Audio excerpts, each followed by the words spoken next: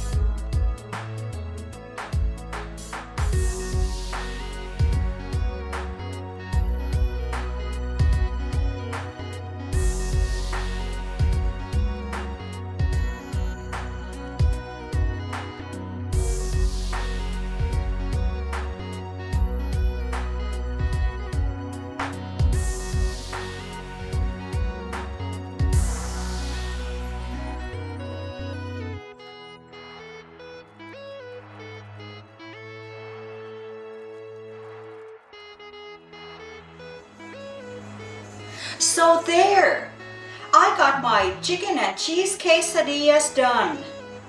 That was not hard at all.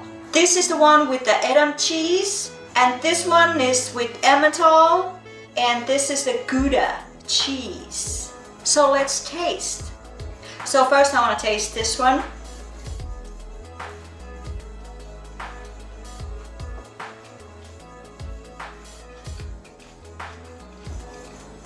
This is very good. I like it.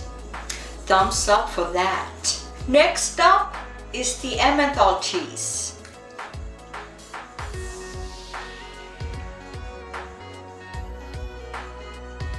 Yum yum. And the last one,